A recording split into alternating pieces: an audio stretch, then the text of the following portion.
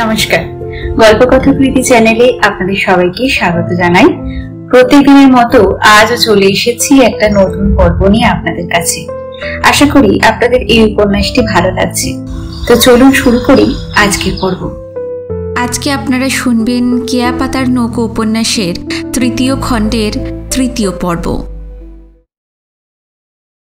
মোটামুটি ভাবা গিয়েছিল ভোরে সূর্যোদয়ের আগে আগেই তার পাশে পৌঁছানো যাবে, কিন্তু মামুদপুর থেকে নৌকো ছাড়ার পর খ্যাপা বাতাস আর নদীর উদ্দাম ঢেউয়ের বাধায় প্রথম দিকে গতি বাড়ানো যাচ্ছিল না। পরে অবশ্য হাওয়া এবং নদীর দাপট কমলে হামিদরা নৌকোটাকে নদীর ওপর দিয়ে প্রায় উড়িয়েই নিয়ে এসেছে। তবু তার পাশে পৌঁছতে একটু বেলাই হয়ে গেল। দিগন্তের তলা থেকে সূর্য এখন অনেকটা ওপরে উঠে এসেছে। হেমন্তের এই সকালে কুয়াশার লেশমাত্র নেই।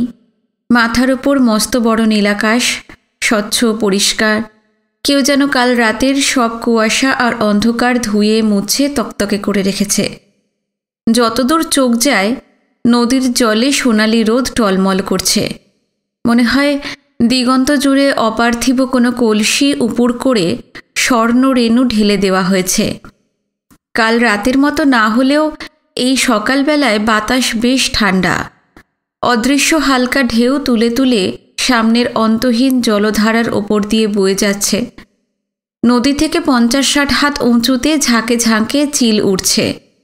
ওদের পেটে রাহুর খিদে, সারাক্ষণ শুধু খাই খাই। পাখিগুলোর ধ্যান জ্ঞান জলের দিকে। মাছ নজরে পড়লেই নদীতে ছোঁ দিয়ে পড়ছে। ধারালো ঠোঁটে টাটকিনি কি গোলসা ট্যাংরা বা টাকি মাছ গেঁথে নিয়ে বাতাসে ডানার ঝাপটা মেরে ফের উঁচুতে উঠে যাচ্ছে। নদীর কিনারা ঘেঁষে স্টিমার ঘাট, সেখানে মস্ত জেটি। গোয়ালন্দ কি নারায়ণগঞ্জের দিক থেকে যত স্টিমার আসে সব জেটিটার গায়ে ভেড়ে। স্টিমার ঘাট থেকে কিছুটা তফাতে নৌকো ঘাট। 1 মাল্লাই 2 মাল্লাই 4 মাল্লাই ছইওয়ালা, ছই ছাড়াও কত যে নৌকো কাতার দিয়ে লগি গেঁথে দাঁড়িয়ে রয়েছে তার হিসেব নেই। তাছাড়া আছে অগুন্তি কোষ ভাউলে মহাজনী ভর। যেমন নৌকোর ভিড় তেমনি মানুষের। হামিদরা নৌকো ঘাটের গায়ে ফাঁকা মতন একটু জায়গায় নৌকো ভিড়িয়ে লগি পুঁতে কাছি দিয়ে বেঁধে ফেলল। দূর থেকে নৌকো ঘাটের কলরব শোনা গিয়েছিল।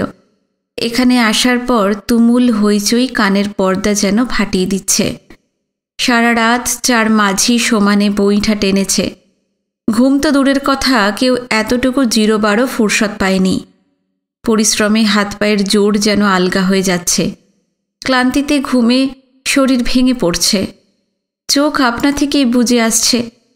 বইঠা না টানলেও বাকি সকলের একইভাবে রাত কেটেছে, বিনিদ্র, আতঙ্কিত। বিনুরা তার পাশে পৌঁছাবার পর একের পর এক নৌকো নদী পাড়ি দিয়ে নৌকো ঘাটে এসে ভিড়তে লাগল। সেগুলো থেকে যারা নামছে তাদের শঙ্কাতুর চোখ মুখ দেখেই বোঝা যায় দেশের ভিটে মাটি ফেলে চিরকালের মতন সীমান্তের ওপারে চলে যাবার জন্য ওরা স্টিমার ধরতেই এসেছে। আফজাল হোসেন বলল, যাউক, উপরওয়ালার দোয়ায় শেষ তরি তার পাশায় পৌঁছানো গেল। কাল হানাদারদের নৌকোটা চলে যাবার পর তেমন আর কিছু ঘটেনি। নির্বিঘ্নে বাকি নদীটুকু পেরিয়ে তারা এখানে আসতে পেরেছে। আস্তে আস্তে মাথা নাড়ল বিনু। ঈশ্বরের অপার করুণা ছাড়া যে তার পাশায় পৌঁছানো যেত না সে ব্যাপারে আফজাল হোসেনের সঙ্গে সে একমত। আফজাল বলল, এইখানে কোনো ডর নাই, পুলিশ আছে।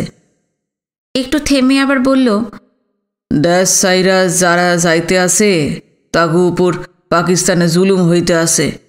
এই লইয়া ইন্ডিয়ায় জব্বর শোরগোল হইছে। হ্যার লাগা এখানকার গভর্নমেন্ট কোনো কোনো জায়গায় পুলিশ বসাইছে। এই খবরটা আগেও কানে এসেছে বিনুর। যারা জন্মভূমি থেকে উৎখাত হয়ে ওপারে যাচ্ছে রাস্তায় তাদের ওপর যে হামলা চালানো হচ্ছে সেটা আর চাপা নেই।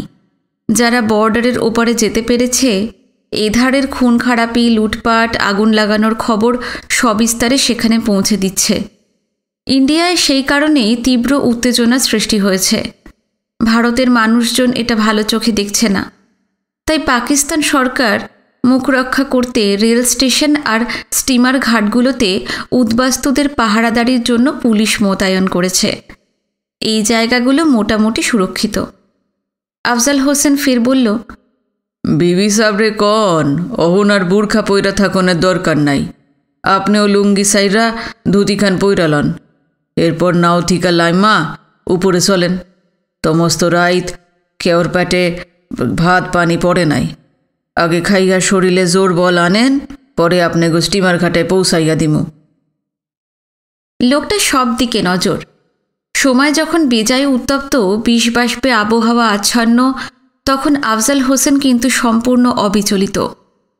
কবছর ধরে অবিশ্বাস, ঘৃণা আর বর্বরতায় বহুকালের স্থিতি শান্তি ভেঙে চুরে শতখান হয়ে গেছে। কিন্তু মামুদপুর গ্রামের এই অখ্যাত মানুষটিকে সেই সব কোনোভাবেই টলাতে পারেনি। বুকের ভিতর ভালোবাসা, মমতার এমন এক চিরাগ সে জেলে রেখেছে যা কখনো কোনো কারণেই নেবে না।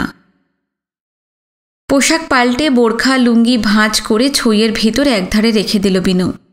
তারপর ঝিনুককে নিয়ে আফজাল হোসেনের সঙ্গে পাড়ের মাটিতে নামল। তাদের পিছু পিছু নৌকোর 4 মাঝি এবং রাজেক ও তমিজও নেমে এসেছে। সবাই নদীর জলে মুখ ধুয়ে নিল। ঢালু পার বেয়ে কয়েক হাত ওপরে উঠলে চওড়া মেটে সড়ক। সেটা একদিকে স্টিমার ঘাটে গিয়ে ঠেকেছে, আর একদিকে বাঁক ঘুরে ঘুরে দূরের গ্রামগুলোতে চলে গেছে। একটু পর সড়কে উঠে আসতেই চোখে পড়ল গ্রামের দিক থেকে কাতারে কাতারে মানুষ আসছে। পুরুষদের মাথায় টিনের বাক্স, পাটি কি শতরঞ্চি জড়ানো বিছানা, হাতে গাঁটরি মোচকা, সধবা বউদের এক কাঁকালে বাচ্চা, কাঁধে পোটলা পুঁটলি। যে বাচ্চাগুলো একটু বড় তারাও ছোটোখাটো কিছু না কিছু হাতে ঝুলিয়ে আসছে। মানুষের যে মহাযাত্রা স্টিমার ঘাটের দিকে চলেছে, তারা কারা কি তাদের পরিচয় বুঝতে অসুবিধা হয় না। এইসব নানা বয়সের মানুষ, বুড়ো আধবুড়ো, কিশোর কিশোরী, যুবক যুবতী, বাচ্চা কাচ্চাদের চোখে মুখে অসীম ক্লান্তি আর আতঙ্কের ছাপ। মনে হয় অনেক দূর থেকে হাঁটতে হাঁটতে তারা আসছে। আফজাল হোসেন আক্ষেপে সুরে বলল, দেশ ছাইরা যাইতে আছে গিয়া আমাকে ঢাকার জেলা প্রায় শূন্য হইয়া গেল। পাশাপাশি হাঁটছিল বিনু আর ঝিনুক। বিনু জানে শুধু ঢাকা জেলাই নয়, সারা পূর্ব বাংলায় ফাঁকা হয়ে যাচ্ছে। সে উত্তর দিল না। রাস্তার একধারে টিনের চাল এবং কেঁচা বাঁশের বেড়ায় সারিবদ্ধ দোকান, তার অনেকগুলোই মিঠাইয়ের। বড় বড় পেতলের গামলায় রসগোল্লা, ক্ষীরমোহন, পান্তুয়া, কাঠের পড়াতে মাখা সন্দেশ, পাতক্ষীর। এছাড়াও রয়েছে বেশ কটা চিড়ে মুড়ি, বাতাসা, তিল, কদমা ও চিনির মঠের দোকান। 4-5টা কলার দোকানও চোখে পড়ল। কত রকমের কলা, সবরি, মোহনবাসী, চাপা, কবরি। এছাড়া আছে কাপড়ের দোকান, মণিহারি দোকান, বাসনকোসনের দোকান, চাল ডাল তেল নুন মশলাপাতির দোকান। দোকানের লেখাঝোকা নেই, কয়েকটা ভাতের হোটেলও আছে। মিঠাই আর চিঁড়ে মুড়ির দোকানগুলো হিন্দুদের, তারা এখনও দেশ ছেড়ে চলে যায়নি। চিঁড়ে আর কলা কিনে সবাইকে নিয়ে একটা মিঠাইয়ের দোকানে ঢুকলো আফজাল হোসেন। দোকানদারের কাছ থেকে সবার জন্য একটা করে কাঁধা উঁচু কাঁসার বগি থালা চেয়ে নিল। তারপর দই চিঁড়ে মেখে খাওয়া শুরু করল। চিঁড়ে দই কলার পর 2টো করে ক্ষীরমোহন। চিঁড়ে আর কলার দাম দিতে বিনু চেয়েছিল, আফজাল হোসেনের প্রবল আপত্তিতে দিতে পারেনি। লোকটা দই মিষ্টির দামও দিতে দিল না, বলল, দামের কথা মুখে আইনেন না, নিজের বাড়িত নিয়ে ভালো কইরা 2টা খাওয়াইতে পারি নাই। হে আমার বড় আফসোস, দিনকাল কি যে খারাপ হইয়া গেছে। মামুদপুর গ্রামে নিয়ে যাবার পর বিনুদের লুকিয়ে রাখতে হয়েছে। অত কাছে গিয়েও নিজেদের বাড়িতে নিয়ে যত্ন করতে পারেনি। এই কথা আরও কয়েকবার শুনিয়েছে আফজাল হোসেন। তার পাশায় দই চিঁড়ের ফলার খাইয়ে তার আক্ষেপ হয়তো কিছুটা মেটাতে চাইছে। তারপর আফজাল হোসেন হামিদদের বলল, তোমরা নাওয়ে গিয়া বসো, আমি এনাগো জেটি ঘাটায় পৌঁছাইয়া দিয়ে আসি। তোমাকে লগেই আমি গেরামে ফিরুম। হামিদরা চলে গেল। বিনু ব্যস্তভাবে বলল, আমি ওদের নৌকো ভাড়াটা দিয়ে দেব কিন্তু। ঠিক আছে, দিবেন। কত দিতে হবে? 30 টাকা। কোমরের থলি থেকে টাকা বার করে আফজাল হোসেনকে দিয়ে দিল বিনু। এই নিন, ওদের দিয়ে দেবেন। তারপর রাজেককে 25টা টাকা দিয়ে বলল, তোমাদের তো রাজদিয়া ফিরে যেতে হবে, কিভাবে যাবে? রাজেক বলল, এই হান্তিকা গয়নার নাও পামু, এই ধৈরা চইলা যামু। রাজদিয়ায় গিয়েই দাদুর সঙ্গে দেখা করে সব বলো কিন্তু। হ্যাঁ হ্যাঁ, তো কম ওই। আফজাল হোসেন এবার বিনুকে বলল, চলেন এবার। বিনুরা জেটিঘাটের দিকে এগিয়ে গেল। তাদের সঙ্গে রাজেক আর তমিজও চলেছে। সামনে পিছনে এবং পাশে চলেছে শিকড় উপড়ে আসা মানুষের স্রোত, ম্রিয়মান ভীত সন্ত্রস্ত অসংখ্য মুখের মিছিল। বিনু রাজেককে বলল, তোমরা আবার কষ্ট করে আসছো কেন? আফজাল সাহেবই তো যাচ্ছেন। রাজেক জানায়, বিনুদের স্টিমারে ওঠার কী বন্দোবস্ত হয় তা না জেনে তারা ফিরবে না।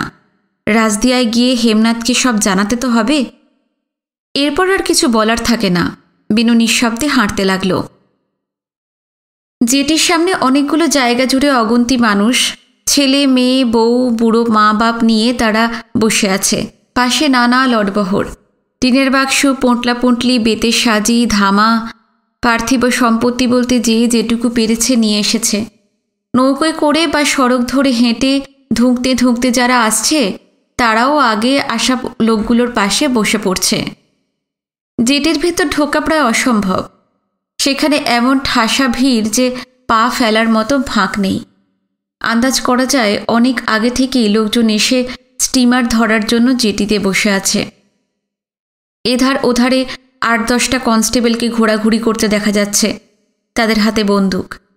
একসঙ্গে বহু মানুষ জড়ো হলে যা হয়, চারিদিকে হইচই চলছে। আফজাল হোসেন এধারে ওধারে তাকিয়ে কিছু বোঝার চেষ্টা করলেন। তারপর বিনুকে বলল, আপনারা এইখানে একটু খারণ, আমি স্টিমারের খবর লইয়া আসি। মুহূর্তে জনারণ্যে মিশে গেল সে। তার পাশে মোটামুটি নিরাপদেই পৌঁছানো গেছে। সেদিক থেকে একটা মারাত্মক চিন্তা কেটেছে।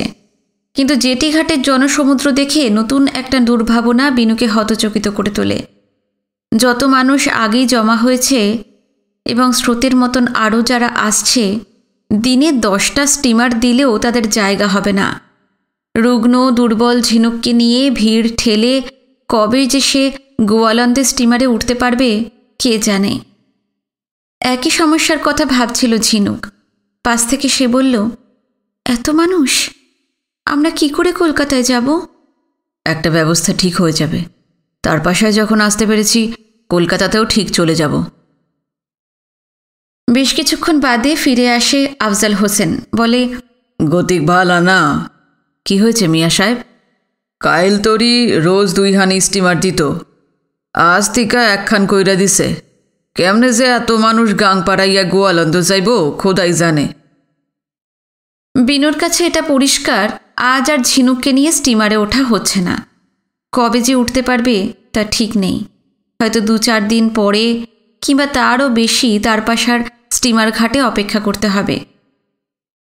আফজাল হোসেন এবার বলল, জেটি ঘাটের ভিতরে এখন শুই ফেলানের জায়গা নাই, এত মানুষ। বিবি সাবরে লইয়া আপনারে বাইরে খোলা আসমানের তলে থাকতে হইব। আপনি গো জব্বর কষ্ট হইব। স্টিমারের সমস্যা তো আছেই, অদূর ভবিষ্যতের আরও একটা দুশ্চিন্তা বিনুকে ভিতরে ভিতরে চঞ্চল করে তোলে। 2-4 দিন পর না হয় তারা গোয়ালন্দ পৌঁছল, কিন্তু সেখানে গিয়েই যে শিয়ালদার ট্রেন ধরতে পারবে তার কি কোনো নিশ্চয়তা আছে? সেখানেও কি হাজার হাজার মানুষ আকণ্ঠ উদ্বেগ নিয়ে অপেক্ষা করছে না? গোয়ালন্দ থেকে দিনে শিয়ালদার কটা ট্রেন ছাড়ে বিনুর জানা নেই। হয়তো ওখানেও দিন কয়েক ট্রেনের আশায় বসে থাকতে হবে। দুশ্চিন্তাটা ঝাঁকি মেরে মাথা থেকে তাড়াতে চাইল বিনু। যতক্ষণ শ্বাস প্রশ্বাস চলছে আশা তো রাখতেই হয়। সে বলল, এত মানুষ কলকাতায় চলেছে, তাদের যা হবে আমাদেরও তাই হবে। সারা রাত ঘুমোতে পারেননি, নৌকার পাটাতনে বসে আপনি হিমে ভিজেছেন। আমাদের জন্য আপনি আর কষ্ট করে এখানে থাকবেন না, আপনি মামুদপুরে ফিরে যান। 1 একটানা পুরো একটা রাত এবং একটা দিনের ধকলে শরীর ভেঙে আসছিল আফজাল হোসেনের। রাত জাগার কারণে চোখ টকটকে লাল, কপালের দুপাশে শিরা দপদপ করছে। বয়স তো কম হয়নি। আফজাল হোসেন বিনুর দুহাত জড়িয়ে ধরে বলল, আপনি গো স্টিমারে তুইলা দিয়া যাইতে পারলে শান্তি পাইতাম, কিন্তু সে কি বলতে চায় বিনু বুঝতে পারছিল। বিনু বলল, চিন্তা করবেন না, আমরা ঠিক স্টিমার ধরতে পারবো। আপনি বরং বাড়ি গিয়ে ভালো করে বিশ্রাম করুন। কি আর করুন, যাই তাইলে। যদিন পারেন কলকাতায় গিয়া চিঠি লেখা পৌষ সংবাদটা দিয়েন, তাইলে নিশ্চিন্ত হমু। আমাকে গ্রামের নাম তো জানেনি, মামুদপুর, বিক্রমপুর, জেলা ঢাকা। এই লিখা দিলেই হইব। জানি না বর্ডারের ওই পার থিকা চিঠিপত্তর এই ধারে আসে কি না। আপনি চিন্তা করবেন না, আমি নিশ্চয়ই চিঠি লিখব আপনাকে। আফজাল হোসেন আর দাঁড়ায় না। ভিড়ের ভিতর দিয়ে নৌকোঘাটের ওধারে যেখানে হামিদদের নৌকোটা বাঁধা আছে, ক্লান্ত পা ফেলে ফেলে সেদিকে চলে যায়। রাজেক আর তমিজা চলে যায়। তারা গয়নার নাও ধরে রাজদিয়া ফিরে যাবে। কিন্তু কয়েক পা গিয়েই ফিরে আসে রাজেক, বলে, মামুদপুরের এই মিয়া সাহেবের লাখান মানুষ আমি আর দেখি নাই ছোটবাবু। ফেরেস্তা, ইনি ফেরেস্তা। বলেই রাজেক আবার ভিড়ের মধ্যে মিশে যায়। ঠিক একই কথা ভাবছিল বিনু। রাজদিয়ার লাড়মোর সাহেবকে বাদ দিলে আফজাল হোসেনের মতন আর কাউকে কখনো দেখেনি। আমৃত্যু এই মানুষটাকে সে মনে করে রাখবে। জনসমুদ্রে যতক্ষণ না আফজাল হোসেন বিলীন হয়ে যায়, তার দিকে তাকিয়ে থাকে বিনু। ঝিনুক পাশেই ছিল, বলল, আমি আর দাঁড়াতে পারছি না, কোমর থেকে পা পর্যন্ত ছিঁড়ে পড়ছে। দুর্বল শরীরে এতক্ষণ যে দাঁড়িয়ে আছে সেটা ঝিনুকের পক্ষে ভীষণ কষ্টকর। ব্যস্তভাবে এধারে ওধারে তাকায় বিনু। একটু ফাঁকা জায়গা পেলে ঝিনুককে বসাবে, নিজেও বসবে। হঠাৎ একটা গলা কানে এলো। আরে ছোটো বাবু না? কণ্ঠস্বর চেনা চেনা, কিন্তু কোথায় শুনেছে মনে করতে পারল না বিনু। ফের শোনা গেল, এই যে এইখানে ছোটো বাবু। এবার চোখে পড়ল সড়কের ডান পাশে ঘাসে ভরা নাবাল জায়গায় আরও অনেকের সঙ্গে বসে আছে হরিন্দ। তার গা ঘেঁষে একটি 15-16 বছরের সদ্য যুবতী এবং দুটো ছেলে। এক ছেলের বয়স 11-12, অন্যটা 7-8। আর রয়েছে কপাল পর্যন্ত ঘোমটা টানা আধ বয়সী সধবা একটি মেয়ে মানুষ, খুব সম্ভব হরিন্দ স্ত্রী। ওদের সঙ্গে কিছু লটবহরও রয়েছে। একটা ঢাক, পুরনো টিনের বাক্স, আধছেঁড়া পাঁটি দিয়ে জড়ানো বালিশ, কাঁথা, বিছানা চাদর আর ছোটোখাটো 2-4টে পুঁটলি। হরিন্দকে বিনু প্রথম দেখেছিল সুজনগঞ্জের হাটে। কোনো এক জমিদার সম্বন্ধে নাকি রটে গিয়েছিল সে আপাদমস্তক স্ত্রৈণ। স্ত্রীর এমনই বশীভূত যে স্ত্রী যদি বলে সূর্য পশ্চিম দিকে ওঠে, পূবে অস্ত যায়, লোকটা নাকি ঘাড় কাত করে তক্ষুনি তাতে সায় দেয়। রটনাটা যে আগাগোড়া মিথ্যে তা প্রমাণ করার জন্য জমিদার হরিন্দকে সুজনগঞ্জে পাঠিয়েছিল। হরিন্দ ওখানকার বিষহরিতলার পাশের মাঠে ঢেঁড়া পিটিয়ে হাটের লোকজন জড়ো করে জানিয়ে দিয়েছিল যে সেই জমিদার বাবুটি স্ত্রৈণ নয়। এতদিন পর অসীম উৎকণ্ঠায় যখন তার মন ভরে আছে, সুজনগঞ্জের হাটে সেই দৃশ্যটা চোখের সামনে ভেসে উঠতেই তার হাসি পেল। দ্বিতীয়বার হরিন্দকে ওই সুজনগঞ্জের হাটেই দেখা গিয়েছিল। তখন যুদ্ধ চলছে। কয়েকজন হোমরা চোমরা অফিসারকে নিয়ে এসডিও সাহেব, ম্যাজিস্ট্রেট সাহেব ওয়ারের জন্য সোলজার রিক্রুট করতে এসেছিলেন। সেবারও লোক জোটাবার কাজে হরিন্দকে লাগানো হয়েছিল। ঢেঁড়া পিটিয়ে সারা হাট বিষহরিতলার পাশের মাঠে টেনে এনেছিল সে। এরপর বার কয়েক হরিন্দর সঙ্গে দেখা হয়েছে। 2-4 বার তাদের রাজদিয়ার বাড়িতেও এসেছে সে। ভাটির দেশে না কোথায় যেন তার বাড়ি, বিনু ঠিক মনে পড়ছে না। পালা পার্বণে ঢাক বাজানো ছাড়া হাটে হাটে ঘুরে ঢেঁড়া দিয়ে বেড়াত সে। বিনু লক্ষ্য করল হরিন্দর চোখের নিচে কালি, গাল ভাঙা, এক মুখ খাড়া খাড়া দাড়ি, কণ্ঠার হাড় চামড়া ফুঁড়ে বেরিয়ে এসেছে। ছেলেমেয়েগুলোর চেহারাও শীর্ণ, চাউনি ভয় কাতর। একটা অদৃশ্য আতঙ্ক যেন তাদের তাড়া করছে। চেনা লোক দেখে একটু ভরসা পায় বিনু। ঝিনুককে সঙ্গে করে হরিন্দদের কাছে চলে আসে। হরিন্দ বলে, কলকাতায় চলেছেন ছোটবাবু? হ্যাঁ। তোমরাও যাচ্ছ? দেশের আর আশা নাই ছোটবাবু। কলকাতায় গেলে পরানটা যদিন বাঁচানো যায়। তা লগে কি এটা বউঠাইন নাকি? আফজাল হোসেনও ঝিনুককে তার স্ত্রী ভেবেছিল। ঝিনুক তার জীবনের সর্বস্ব, শ্বাসবায়ুর মতন অপরিহার্য। কিন্তু এটা তো ঠিক, তাদের বিয়ে হয়নি। একটি অনাত্মীয় অবিবাহিত তরুণীকে এক যুবক সঙ্গে নিয়ে চলেছে। দেশজোড়া সন্ত্রাসের আবহাওয়াতেও তা নিয়ে প্রশ্ন উঠতে পারে। এইসব আগে মাথায় আসেনি বিনুর। বিনু আস্তে আস্তে মাথা নাড়ে, অস্পষ্টভাবেই কিছু বলে। এতে যা বোঝার বুঝে নিক হরিন্দ। হরিন্দ আর কিছু জিজ্ঞেস করে না, বলে, খাড়াইয়া কেন আপনারা এইখানে আইসা বসেন? লগে মালপত্তর কই? কিছু আনিনি। হরিন্দ তাদের পাটির মোড়ক খুলে একটা পুরনো রং জ্বলা সুজনি পেতে দেয়। সঙ্গে সঙ্গে বিনু আর ঝিনুক বসে পড়ে। সমস্ত রাত না ঘুমিয়ে চোখ জ্বালা করছিল ঝিনুকের। সে বলে, আমি বসে থাকতে পারবো না, মাথায় ভীষণ যন্ত্রণা হচ্ছে। শুয়ে পড়ো। তক্ষুনি সুজনির ওপর শুয়ে পড়ে ঝিনুক। সঙ্গে সঙ্গে তার চোখ বুজে আসে। কিছুক্ষণ কৃষ রুগ্ন সঙ্গিনীর দিকে তাকিয়ে থাকে বিনু। বুকের ভিতরটা আবেগে মায়ায় উদ্বেল হয়ে ওঠে। একসময় মুখ ফিরিয়ে হরিন্দর দিকে তাকায় বিনু। হরিন্দ জিজ্ঞেস করে, তার বাসায় কবে আসছেন ছোটবাবু? এই তো খানিকক্ষণ আগে। তোমরা কবে এসেছ? 2 দিন পার হইয়া গেছে। 2 দিনেও স্টিমারে উঠতে পারোনি? কেমনে উঠুম? এক স্টিমারে 400-500 মানুষ ধরে। সম্মুখের দিকে তাকাইয়া দেখেন, হাজারে হাজারে বৈশা রইছে। তাকে ঠেইলাই স্টিমারে ওঠেন যায়? আস্তে আস্তে মাথা নাড়ে বিনু। তার পাশে পা রাখার পর থেকে এই চিন্তাটাই তার মাথাতেও ভর করে আছে। হঠাৎ বিনুর মনে পড়ল হরিন্দদের বাড়ি ফরিদপুরে। সে এত দূরে তার পাশায় এলো কি করে? তার তো অন্য দিক দিয়ে কলকাতায় চলে যাবার কথা। এইসব জিজ্ঞেস করায় হরিন্দ বলল, তাদের ফরিদপুরে ভীষণ রায়ট চলছে। ভয়ে কদিন আগে রাজদিয়ার কাছাকাছি সিরাজ দীঘায় এক দূর সম্পর্কের আত্মীয়র বাড়ি চলে এসেছিল। সেখানেও থাকা গেল না। তারপর ফের হরিন্দ বলল, আপনারা 2 জনে যাইতে আসেন, হেমকথা কলকাতায় যাইব না? না, দাদু দেশ ছেড়ে কোথাও যাবেন না। আজ কইতে আসে দেশ ছাড়ব না, তয় এখন কথা কই, পাকিস্তানে কেউ থাকতে পারবো না। বেবাকরে আসামে নাইলে কলকাতায় চইলে যাইতে হইব। আমাকেও কি বাপ ঠাউরদার ভিটা সাইরা যাওনের ইচ্ছা আসিল? ফরিদপুরে আমাকে ওইখানে কি যে চলতে আছে আপনি ভাবতেও পারবেন না। আমার কথাই ধরেন, 7 কানি ধানে জমিন আসিল। 2 বছর ধইরা ধান পাকলে কাইটা লইয়া যাইতে আছে। নিজেগো গাছের ফল পাকড়ে হাত ঠেকানোর উপায় নাই। চৌখের সম্মুখে দিয়া পায়রা লইয়া যায়।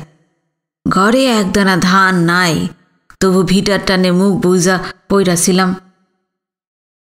গলায় স্বর নামিয়ে অদূরে বসে থাকা যুবতীটিকে দেখিয়ে ভয়ার্ত সুরে বলে যায়, কয়দিন আগে দুপুর বেইলে আমার ওই মাইয়াটার হাত ধইরা যখন টান দিল, ঠিক কইরা ফেলাইলাম, আর এই দেশে না। কপালে যা হয় হোক, দেশ সারুম, নইলে মাইয়াটারে কোন দিন কায়রা লইয়া যাইব।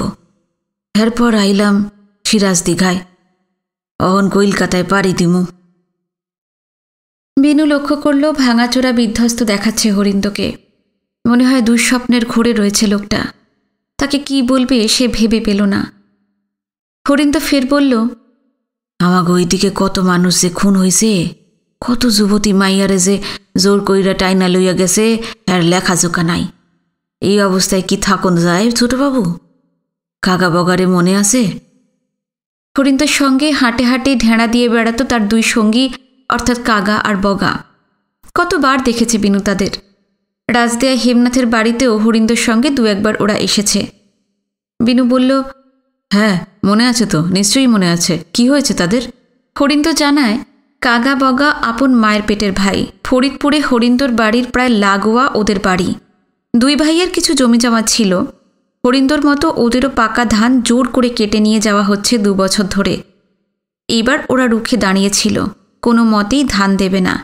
তার ফলে ওদের কুপিয়ে মারা হয়। বলতে বলতে অবরুদ্ধ কান্না বুকের ভেতর থেকে ঠেলে বেরিয়ে আসতে থাকে হরিন্দর। ঝাপসা গলায় সে বলে, কতকাল আমরা এক লগে আসিলাম। হরিন্দর কষ্টটা বিনুর মধ্যেও যেন চারিয়ে যায়। কাগা বগা সরল ভালো মানুষ, কারোর সাথে পাছে থাকতো না, এমন দুজনের শোচনীয় মৃত্যু তাকে আমূল নাড়া দিয়ে যায়। বিনু বলে, ওদের স্ত্রী আর ছেলেমেয়েরা হগলে জানোয়ার হইয়া যায় নাই। আমাগো গ্রামের শাহেদ মিয়া একটা সত্যকারের মানুষ। সে পরাণে ঝুঁকি লইয়া কাগা বগার বউ আর পোলা মাইগো রাইতের আন্ধারে কয়দিন আগে ত্রিপুরার বর্ডারে পৌঁছাইয়া দিয়ে আসছে। বেলা আরেকটু চড়েছে, সূর্য আরও খানিকটা ওপরে উঠে এসেছে। যত দূর চোখ যায় পরিষ্কার নীলাকাশ। একোণে ওকোণে দু এক টুকরো সাদা মেঘ হেমন্তের বাতাসে দোল খেতে খেতে ভেসে চলেছে, মন্থর লক্ষ্যহীন। অনেক উঁচুতে আকাশের নীল ছুঁয়ে ডানা মেলে স্থির হয়ে আছে অগুন্তি শঙ্খচিল। তাদের কোথাও যাবার যেন তাড়া নেই, এমনই গা এলানো ভঙ্গি। নিচে নদীর জলে রোদ সোনা ঢেলে দিচ্ছে। বিনু জিজ্ঞেস করল, কলকাতায় তো যাচ্ছ, সেখানে তোমাদের আত্মীয় স্বজন কেউ আছে? না, কেউ নাই। সেখানে গিয়ে কোথায় উঠবে ঠিক করেছ? না, আগে কি কোনো দিন কলকাতায় গেছি যে হেইহানের হগল জায়গা চিনুম? ফরিদপুর আর ঢাকা জেলার বাইরে 2-4 বার খালি ঢেরা দেওন আর পূজার ঢাক বাজনের বায়না লইয়া কুমিল্লা আর সিলটে গেছিলাম। ফরিদপুর জেলার চৌহদ্দি পেরিয়ে কচিত কখনো যার দৌড় জলবাংলার অন্য কয়েকটা জেলা পর্যন্ত, সে ছেলে মেয়ে বউ নিয়ে কলকাতায় কোথায় গিয়ে মাথা গুঁজবে, কি করে পেটের ভাত জোটাবে, ভাবতেও দিশেহারা বোধ করল বিনু। হরিন্দ ফের বলল, লাখে লাখে মানুষ দেশ সাইরা ইন্ডিয়ায় যাইতে আসে গিয়া। হ্যাগো হগলের কি বর্ডারে রুই পারে ভাই বন্ধু আত্মজন আছে? খবর লইয়া দেখেন, লাখে 10 জনেরও নাই। হরিন্দ কি ঠিক বোঝাতে চাইছে বিনু ধরতে পারে না। সে তাকিয়ে থাকে। হরিন্দ বলে, ওই মানুষগুলানের যা হইব আমাগো হেয়াই হইব। ভিটা সাইরা যখন আসছি পিছের দিকে আর তাকামু না। দেশের লগে সম্পর্ক সুইকা গেছে ছোটবাবু, সুইকা গেছে। ইন্ডিয়ায় একবার যাইতে পারলে 22 থাগনের একটা না একটা বন্দোবস্ত ঠিক হইয়া যাইব। লোকটা চূড়ান্ত আশাবাদী। তার ধারণা সীমান্তের ওপারে একবার পৌঁছতে পারলে সব সমস্যার যাবতীয় সুরাহা হয়ে যাবে। সেখানে রোজগারের একটা ফিকির, মাথা গোঁজার এক টুকরো জায়গা নিশ্চয়ই মিলবে। কিন্তু লোকটা পালা পার্বণে ঢাক বাজানো আর হাটেগঞ্জে ঢেঁড়া দেওয়া ছাড়া অন্য কোনো কাজ শিখেছে বলে তো জানা নেই বিনুর। অবশ্য তার কয়েকখানি ধানি জমি ছিল। ভারত এক বিশাল দেশ। 200-400 কি 500,000 মানুষ যদি পাকিস্তান থেকে সেখানে চলে যায়, তাদের কোনো রকম একটা ব্যবস্থা হয়ে যেতে পারে। কিন্তু লক্ষ লক্ষ মানুষের ঢল যেখানে নেমেছে, তাদের সবার জন্য কিছু করা ভারতের মতো একটা বড় দেশের পক্ষেও কতটা সম্ভব, সে সম্বন্ধে বিনু যথেষ্ট সন্দিহান। বিশেষ করে হরিন্দর মতন লেখাপড়া না জানা মানুষ। পুরুষানুক্রমে যে শুধু ঢাক বাজিয়ে আসছে, ইন্ডিয়া গিয়ে সে কি করবে, ছেলে মেয়ে বউ নিয়ে কোথায় থাকবে, কি খাবে, কে জানে। অবশ্য একটা কথা সে ঠিকই বলেছে, সীমান্তের ওপারে গিয়ে অগুন্তি ছিন্নমূল মানুষের যা হবে সেটাই মেনে নেবে সে। হরিন্দ এবার বলে, ইন্ডিয়ায় গিয়ে যদি মরতেও হয় তাই সই। দিন রাত বুকের ভিতরে ডর লইয়া এইখানে থাকুন যায় না ছোটবাবু। কলকাতায় গিয়া আপনারা কই উঠবেন ছোটবাবু, কিছু ঠিক করছেন? বিনু জানায় ওই শহরে তার বাবা এবং দিদিরা আছে। ওদের সবাইকে চিঠি দেওয়া হয়েছে, জবাব অবশ্য পাওয়া যায়নি। এমনও হতে পারে চিঠিগুলো ওদের কাছে পৌঁছয়নি। নাও যদি পৌঁছয়, ঠিকানা জানা আছে, শিয়ালদায় নেমে ঠিক চলে যেতে পারবে। আপনার তাইলে কোনো চিন্তা নাই, খালি বর্ডার খান পার হইলে নিশ্চিন্তি। তার পাশা পর্যন্ত আসা গেছে, তার মধ্যে কত কি ঘটে গেল। তার পাশা থেকে ইন্ডিয়ার বর্ডার পর্যন্ত কতখানি নিরাপদ জানা নেই। হয়তো নির্বিঘ্নেই তারা সীমান্তে পৌঁছে যাবে, কিংবা অঘটনও কিছু ঘটতে পারে। যতক্ষণ না বর্ডার পেরিয়ে ওপারে পা রাখছে উৎকণ্ঠা কাটবে না। তবে একটা আশার কথা, আফজাল হোসেনদের মতন মানুষ এখনও রয়েছে। যদি খারাপ কিছু ঘটে ত্রাণকর্তা হিসেবে তেমন কাউকে কি পাওয়া যাবে না? অনেকক্ষণ ধরে একটা চাপা কান্নার আওয়াজ আসছিল। একটানা খানিকক্ষণ চলার পর সেটা থামে, আবার নতুন করে শুরু হয়। হরিন্দর সঙ্গে কথা বলতে বলতে আগে ততটা খেয়াল করেনি বিনু। এবার শব্দের উৎসটা খুঁজতে লাগলো সে। নদী পাড়ের নাবাল জমিতে খানিকটা দূরে মধ্যবয়সী একটি লোক স্ত্রী এবং 4-5টি ছেলে মেয়ে নিয়ে বসে আছে। শুষ্ক দড়ি পাকানো চেহারা লোকটার, পরনে খাটো ময়লা ধুতি আর আঁত ছেঁড়া জামা। মেয়েগুলোর গায়ে সস্তা রংজলা নোংরা ফ্রক বা শাড়ি, ছেলেরাও পরেছে পুরনো জামা। আধবুড়ো লোকটার স্ত্রীর কপাল পর্যন্ত ঘোমটায় ঢাকা, মুখে শাড়ির আঁচল গোজা, শীর্ণ গাল বেয়ে অবিরত জল ঝরছে। সে সমানে কাঁদছে, মুখে কাপড় ঠেসে ধরে রাখায় শব্দটা ক্ষীণ হয়ে বেরিয়ে আসছে। বিনু একদৃষ্টে কিছুক্ষণ তাকিয়ে থাকে, তারপর হরিন্দর দিকে ফিরে জিজ্ঞেস করে, কি হয়েছে? অত কাঁদছে কেন? সর্বনাশ হইয়া গেছে। কীরকম? আমরা স্টিমার ঘাটায় আসনের আগে ওরা ইহানে আইছে, তখন থিকা মেয়ে মানুষটা কাঁদতে আসে। তুমি ওদের চেনো নাকি? না না, এইখানে প্রথম দেখলাম। শোনা শুন যা কানে আইসে আপনারে কই। খুব নিচু গলায় হরিন্দ বলে যায়, যে মেয়ে মানুষটি কাঁদছে তার স্বামীর নাম হরিদাস সাহা। ওদের বাড়ি নয়া চিকন্দি গ্রামে। দেশভাগের আগে এবং পরে ওদের ওই এলাকাটা ছিল বেশ শান্ত। আবহমান কাল যেভাবে চলছিল হুবহু সেইভাবেই দিন কেটে যাচ্ছিল, কোনো রকম বিঘ্ন দেখা দেয়নি। পাকিস্তানের আর যেখানে যাই ঘটুক, নয়া চিকন্দি ছিল শান্তির দ্বীপ। বাইরের আঁচ সেখানে এসে ভেঙে পড়েনি। কিন্তু কিছুদিন হলো হরিদাসদের এলাকাটাও হঠাৎ তেতে উঠতে শুরু করেছে। উস্কানিটা কারা দিচ্ছিল টের পাওয়া যায়নি, তবে স্থানীয় মানুষজনের একটা অংশের মুখ চোখের চেহারা বদলে যাচ্ছিল। কুমোরদের, কামারদের, যোগীদের, বামনদের, কায়েতদের জমি জেরাত, হালহালুটি, বাড়িঘর, বাগান পুকুরের দিকে তাদের নজর এসে পড়তে লাগল। আরম্ভ হলো শাসানি, দেশ ছেড়ে চলে যাও। হরিদাস সাহা হরিন্দর মতোই ইন্ডিয়ায় কখনো যায়নি। সেখানে গিয়ে কি খাবে, কিভাবে তাদের দিন চলবে ভেবে পাচ্ছিল না। হুমকি সত্ত্বেও ঘাড় গুঁজে তারা গ্রামে পড়েছিল। কিন্তু পরশু মাঝরাতে মারাত্মক একটা ঘটনা ঘটে যায়। মুখে কাপড় বেঁধে 5-7 জনের একটা দল ঘরের দরজা ভেঙে হরিদাসের যুবতী মেয়েকে তুলে নিয়ে যায়। সশস্ত্র হানাদারদের ঠেকাতে পারেনি সে। তারপর ভোর হতে না হতেই গ্রামের মাতব্বরদের বাড়ি গিয়ে সবার হাতে পায়ে ধরেছে, কিন্তু সুরাহা হয়নি। মাতব্বরদের অনেকেই তাকে সহানুভূতি জানিয়েছে। কেউ কেউ যথেষ্ট ঝুঁকি নিয়ে আন্তরিকভাবে মেয়েটাকে খুঁজে বার করতেও চেষ্টা করেছে, কিন্তু তাকে উদ্ধার করা যায়নি। ভেতরে ভেতরে ভেঙে চুরমার হয়ে গিয়েছিল হরিদাস। সেই অবস্থাতেই স্থির করে ফেলেছে এই দেশে আর নয়, যা হবার হবে সীমান্তের ওপারেই চলে যাবে তারা। বাক্স প্যাঁটরা, হাঁড়ি কুঁড়ি, জামা কাপড় যে যেটুকু পেরেছে কাঁখে আর মাথায় করে ছেলে মেয়ে বউয়ের হাত ধরে হাঁটতে হাঁটতে তার পাশে চলে এসেছে। বুকের মধ্যে চাপা কষ্ট অনুভব করছিল বিনু। মনে হচ্ছিল হৃৎপিণ্ড ফেটে চৌচির হয়ে যাবে। ফের চারপাশ দেখে নিয়ে শ্বাস চাপা গলায় হরিন্দ বললে, ছোটবাবু, এই স্টিমার ঘাটায় এত মানুষ যে দেখতে আসেন, তাকে কেওর কেওর যুবতী বউ কি মাইয়া উঠাইয়া লইয়া গেছে। হরিদাস সাহার বউয়ের লাখান 2-4 জন মুখে আসল গুঁজা কাঁদে, বাদবাকি হগলে একের পাথর হইয়া গেছে। বউ মাইয়া খুঁইয়া কি যন্ত্রণা নিয়ে যে দেশ ছাইরা যাইতাছে, মরণকাল তরি এই দুঃখ অগ ঘুষব না।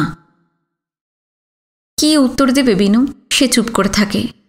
হরিন্দ কিছু ভেবে আবার শুরু করে, ছোটবাবু, আর কয়দিন যদি গ্রামে থাকতাম, আমার কপালেও এমনটা যে ঘটতো না কেটা জানে। ঠিক সময় রাধা গোবিন্দ আমার দেশ সারণের সুবুদ্ধি দিছে। বেলা ক্রমশ চড়ছিল। সকালে হাওয়ায় যে ভেজা ঠান্ডা ভাবটা ছিল এখন আর তা নেই। রোদের তাপ বাড়ায় বাতাস বেশ শুকনো ঝরঝরে। নৌকোঘাটে ভিটে ছাড়া মানুষ বোঝাই করে একের পর এক নৌকো আসছিলই। বেলা চড়ার সঙ্গে সঙ্গে নৌকোর সংখ্যা ক্রমশ বেড়ে চলেছে। নদীর মাঝখান দিয়ে রং বেরঙের পাল তুলে বড় বড় মহাজনী ভর মন্থর গতিতে ভেসে যাচ্ছে। মাঝে মাঝে দু একটা লঞ্চ কি গয়নার নাও হেমন্তের শান্ত জলস্রোতে তুফান তুলে কোথায় চলেছে কে জানে। কিন্তু কাল নারায়ণগঞ্জ থেকে যে স্টিমার ছাড়ার কথা ছিল আজ এখনও সেটার দেখা নেই। কখন আসবে, কবে আসবে কেউ জানে না। সূর্য যখন সোজাসুজি মাথার ওপর চলে এসেছে, বিনু উঠে দাঁড়ালো। ডান পাশে খানিক দূরে কাতার দিয়ে ভাতের হোটেল। আফজাল হোসেন সকালে দই চিঁড়ে টিড়ে খাইয়ে গিয়েছিল, তারপরেও অনেকটা সময় কেটে গেছে। এই অঞ্চলের মানুষের ভাতের নাড়ি। দুপুরে পেটে দুটি ভাত না পড়লেই নয়।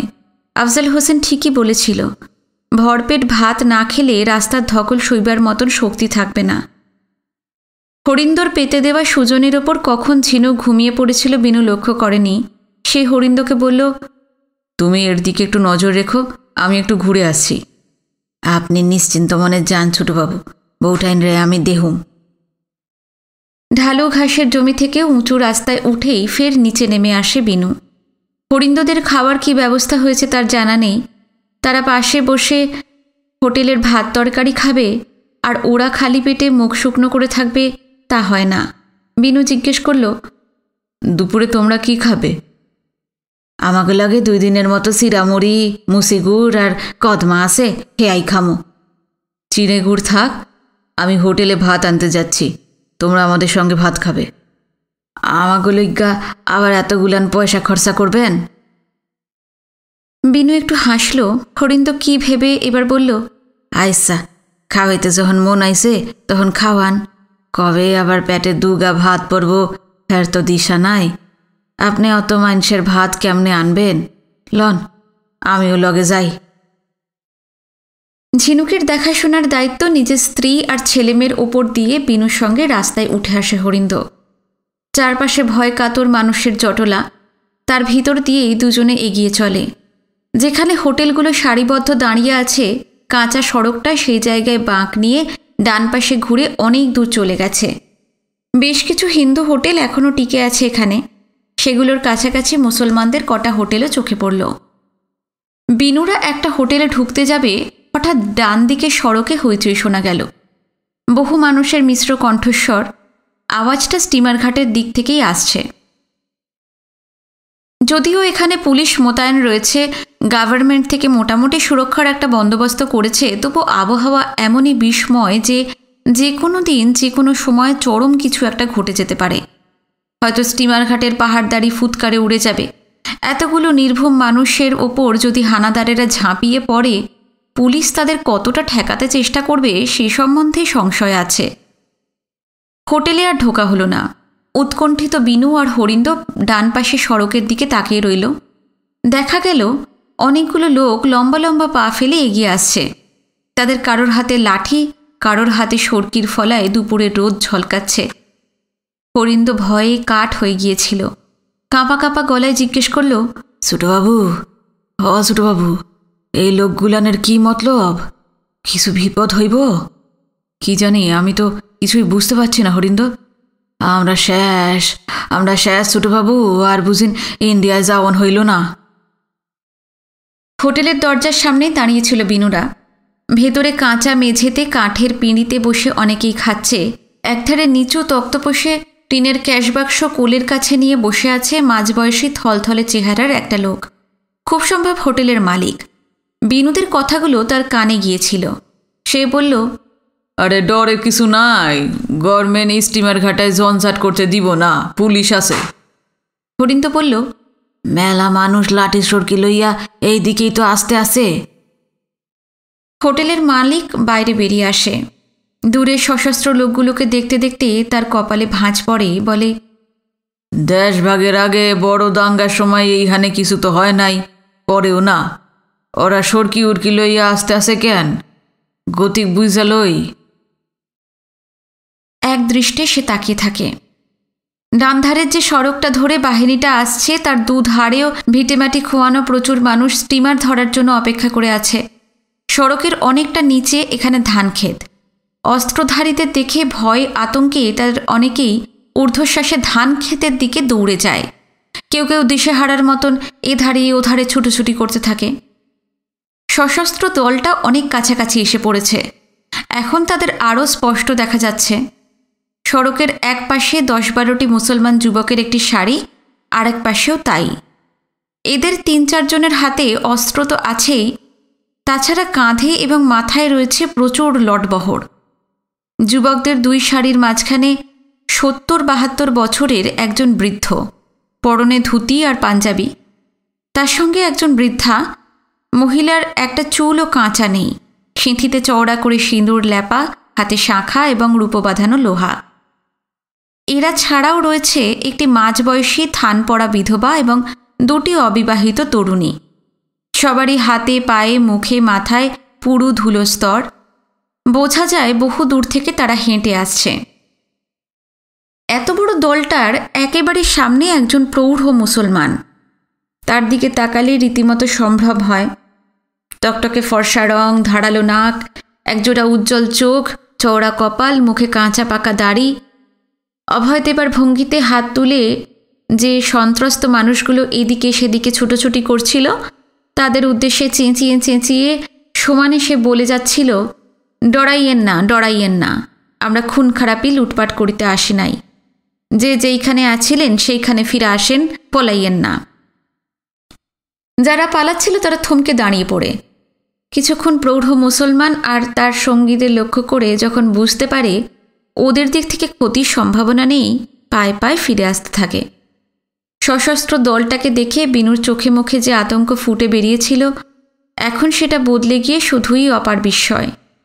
সে আন্দাজ করে নিল প্রৌঢ়টি কয়েকজন যুবককে নিয়ে পাহারা দিয়ে দিয়ে একটি হিন্দু পরিবারকে তার পাশায় নিয়ে এসেছে। পাশ থেকে হোটেলের মালিক বলে ওঠে, কইছিলাম না তরাসের কিছু নাই, আমাকে তার পাশায় কোনো গন্ডগোল হয় নাই।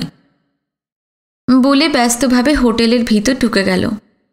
এখন তার দাঁড়িয়ে থাকার সময় নেই। প্রৌঢ় মুসলমানটি চারদিক লক্ষ্য করতে লাগলেন। কোথাও এতটুকু ফাঁক নেই, সর্বত্র ঠাসা মানুষ। তিনি সঙ্গীদের নিয়ে বাঁ পাশে ঘুরে নৌকোঘাটের দিকে চলে গেলেন। হরিন্দ কম অবাক হয়নি। সে কানের কাছে মুখ এনে ফিসফিস করল, আমরা ডরে মরতে আসিলাম, কি ভাবছিলাম আর কি দেখলাম, অগল মানুষ মন্দ হইয়া যায় নাই ছোটবাবু। বিনু উত্তর দিল না। হোটেলে ঢুকে ভাত তরকারি ডাল মাছের পাতুরি কিনে হরিন্দ আর সে নৌকোঘাটের কাছাকাছি তাদের সেই জায়গাটায় ফিরে এলো। হোটেলের লোকেরা সিলভারের নানা পাত্রে খাদ্যবস্তুগুলো গুছিয়ে গুছিয়ে দিয়েছে। সঙ্গে দিয়েছে কলাপাতা আর মাটির গেলাস। একটি খাবার জলের কলসিও দিয়েছে। খাওয়া দাওয়া চুকলে পাত্রগুলো নদীর জলে ধুয়ে পাকলে হোটেলে ফেরত দিয়ে যেতে হবে। ফিরে এসে বিনু দেখতে পেল ঝিনুক হরিন্দদের সুজনের ওপর বসে উদ্ভ্রান্তের মতন তাকিয়ে তাকিয়ে চতুর্দিকে কি খুঁজছে। ওর মুখ চোখ দেখে টের পাওয়া যায় সবেমাত্র ঘুম ভেঙেছে। জেগে উঠে বিনুকে দেখতে না পেয়ে ভীষণ ভয় পেয়ে গেছে। ঝিনুক দম আটকানো গলায় বলল, কোথায় গিয়েছিলে তুমি? কোথায়? এই তো হোটেলে গিয়েছিলাম, দুপুরে খেতে হবে তো। আমাকে আমাকে সঙ্গে নিয়ে যাওনি কেন? তুমি তো ঘুমোচ্ছিলে। ডাকতে পারোনি? ঘুম ভাঙালে তোমার শরীর খারাপ হতো, তাই। হলে হতো, তুমি তুমি আমাকে ফেলে কখনো আর কোথাও যাবে না। আচ্ছা বাবা, ঠিক আছে, যাব না। না, আমি যে কি ভয় পেয়ে গেছিলাম। ওই দেখো। বিনু আগে লক্ষ্য করেনি, এবার চোখে পড়ল খানিক দূরে সেই প্রৌঢ় মুসলমানটি এবং তার সঙ্গীরা বসে আছে। বৃদ্ধ বৃদ্ধা 2 তরুণী আর বিধবাটিকেও দেখা গেল। ওদের পাশে স্তূপাকার মালপত্র, অর্থাৎ অন্য কোথাও ফাঁকা জায়গা না পেয়ে ওরা এখানে চলে এসেছে। প্রৌঢ় মুসলমানটি অবশ্য চুপচাপ বসে নেই। আশেপাশে যারা আগে থেকে এসে বসেছিল তাদের কী সব জিজ্ঞেস করছে। খানিকটা দূরে থাকায় বিনুরা অবশ্য কথাগুলো শুনতে পাচ্ছে না।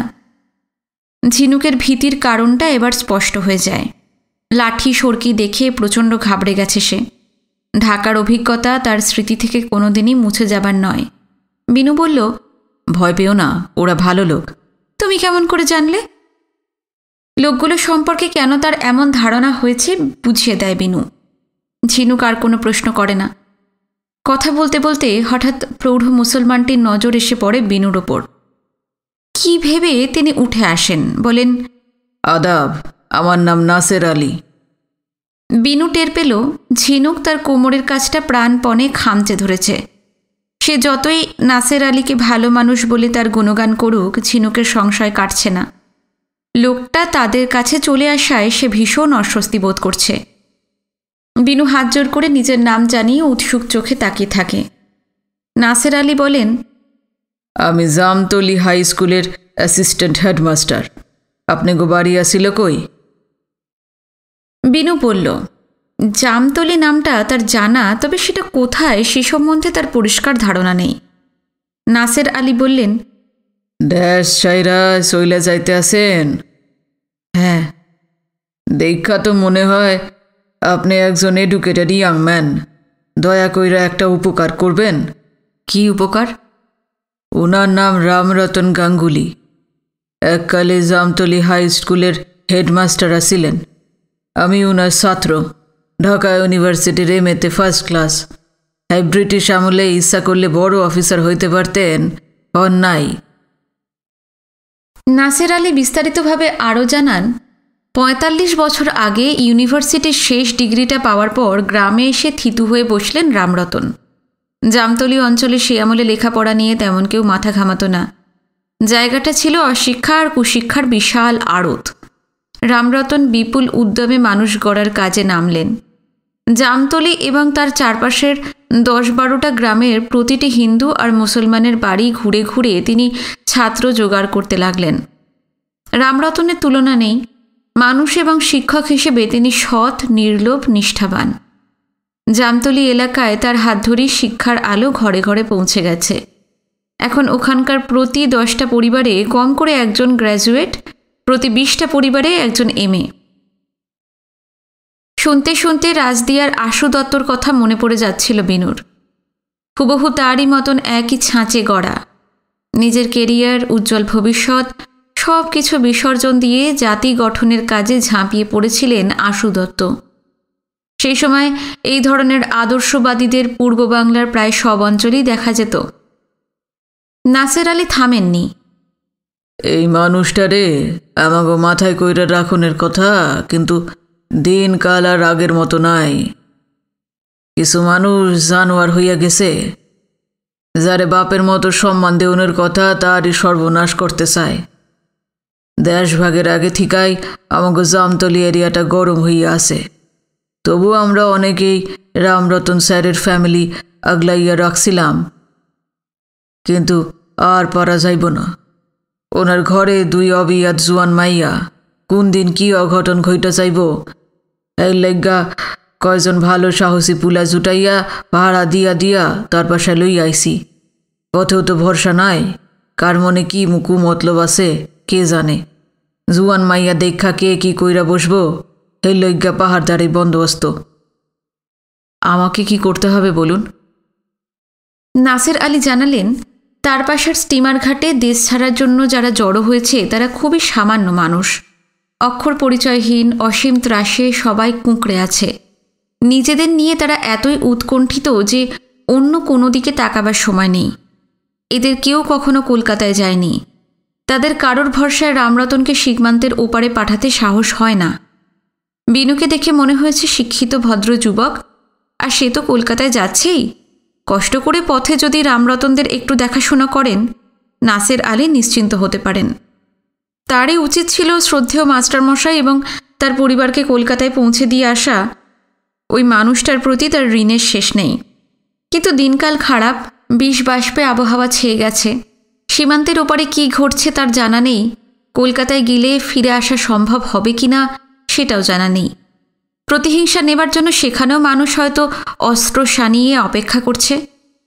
নাসের আলী বিনুর হাত ধরে বললেন, না কইবেন না। বিনু একবার ঝিনুককে দেখে নিল। এই রুগ্ন, লাঞ্ছিত, সদাত্রস্ত তরুণীটিতে রয়েছেই তার ওপর রামরতনদের দায়িত্ব। ওদের সঙ্গে আবার 2টি পূর্ণ যুবতী। এই দুঃসময়ে ওই বয়সের মেয়েদের নিয়ে সীমান্ত পর্যন্ত যাওয়া যে কতখানি বিপজ্জনক সে জানে, কিন্তু নাসের আলীর মুখের ওপর সোজাসুজি না বলা গেল না। বিনু বলল, রাস্তায় বিপদ তো ঘটতেই পারে, সেই বুঝে আপনি নিজেই লোকজন সঙ্গে করে পাহারা দিতে দিতে স্টিমার ঘাটে এসেছেন। আমাকে ওদের নিয়ে যেতে হবে গোয়ালন্দ, সেখান থেকে কলকাতা। বুড়ো মানুষদের নিয়ে ততটা ভয় নেই, কিন্তু মাস্টারমশাইয়ের কম বয়সের দুটো মেয়ে রয়েছে, আর আমার সঙ্গে এও রয়েছে। ঝিনুককে দেখিয়ে বলল, পথে যদি হামলা হয় আমি কি করে ঠেকাবো বলুন তো? ঠিকই কইছেন। দেশ ছেড়ে যে হাজার হাজার মানুষ চলেছে তারাও সঙ্গে থাকবে, কিন্তু তাদেরকেও বাধা দেওয়া দূরের কথা, একটা আঙুলও তুলবে না। জানি জানি, মানুষের মনে এখন বড় ডর। অনেকক্ষণ ম্রিয়মান হয়ে বসে থাকেন নাসের আলী। রামরতনের দুই যুবতী মেয়ের সম্ভাব্য বিপদের কথা ভেবে হয়তো ভিতরে ভিতরে বিচলিত হয়ে পড়েন। তারপর খানিকটা হতাশার সুরে বলেন, কিছু যদি হয় এইটা ওনাগো বরাত। আর একটা কথা, ধরুন কলকাতা পর্যন্ত তো আমরা পৌঁছতে পারলাম, তারপর মাস্টারমশাইদের কি হবে? ওনার এক ভাইস্তা বিমল গাঙ্গুলি কলকাতায় থাহে, হ্যারে চিঠি লেখা জানানো হয়েছে মাস্টারমশাইরা যাইতে আসেন। বিনুর মনে পড়ে যায় সেও তার দুই দিদি এবং বাবাকে চিঠি লিখে তাদের কলকাতায় যাবার কথা জানিয়েছে। তাই জিজ্ঞেস করল, মাস্টারমশাই কি তার ভাইপোর জবাব পেয়েছেন? আস্তে আস্তে নাসের আলী মাথা নাড়ল, না, আজকাল পোস্টাল ডিপার্টমেন্টে গন্ডগোল চলতে আসে। ইন্ডিয়া থিকা ঠিক মতো চিঠিও আসে না। এই পার থিকা ওই পারে যায় কি না এও জানি না।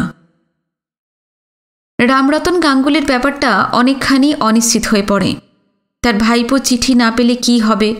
ওদের কি তার ঠিকানায় বিনুকেই পৌঁছে দিয়ে আসতে হবে? সে বলে, মাস্টারমশাইয়ের ভাইপো চিঠি না পেয়ে থাকলে তো শিয়ালদা স্টেশনেও আসবে না। কি কইরা আসবো? জ্যাঠার জাউনের খবর জানবে কেমনে? মাস্টারমশাই কি কলকাতার রাস্তাঘাট চেনেন? ভাইপো না এলে শিয়ালদা থেকে তার বাড়ি চলে যেতে পারবেন? কলকাতা তেনার একেবারে অচেনা না। যদ্দূর জানি অনেক কাল আগে বার দুই ওইখানে গেছিলেন। দেশবন্ধু চিত্তরঞ্জন দাস যেইবার মারা যান সেইবার আরেকবার গেছিলেন ওনার বন্ধু জামতলি সেকেন্দার আলী সাহেবের লইয়া ডাক্তার বিধান রায়ের দেখাইতে। সেকেন্দার সাহেব রোগে রোগে মরতে বসছিলেন, বিধান ডাক্তার তেনারে বাঁচাইয়া দিছিলেন। একটা দুশ্চিন্তা মোটামুটি লাঘব হল বিনুর। শিয়ালদায় পৌঁছতে পারলে রামরতনরা ভাইপোর বাড়ি চলে যেতে পারবেন। নাসের আলী বলল, আমি এখন যাই। যে পোলাগুলা মাস্টারমশাই গো পাহারা দিয়ে আনছে তা গো হোটেলে খাওয়াইয়া বাড়িতে পাঠাইতে হইব। আপনি ফিরে যাবেন না? না না, যতক্ষণ না মাস্টারমশাইরা স্টিমারে উঠতে আসেন আমি এইখানেই থাইক্কা যাবো। গোয়ালন্দের স্টিমার আজ আসবে কিনা কারোর জানা নেই। রামরতনদের স্টিমারে তুলে না দেওয়া পর্যন্ত তার পাশা ছেড়ে যাবেন না নাসের আলী। 2-4 দিন এখানে যদিও থেকে যেতে হয় থাকবেন। বিনু আর কোনো প্রশ্ন করল না। নাসের আলীও আর বসলেন না, রামরতনদের কাছে ফিরে গেলেন। আপনাদের কেমন লাগলো আজকের পর্ব জানাতে কিন্তু ভুলবেন না, কমেন্ট করবেন। যারা নতুন এসেছেন অবশ্যই সাবস্ক্রাইব করে রাখবেন চ্যানেলটি। আজ এই পর্যন্ত, পরবর্তী পর্ব নিয়ে খুব শিগগিরই ফিরে আসছি। নমস্কার, সবাই ভালো থাকবেন, সুস্থ থাকবেন।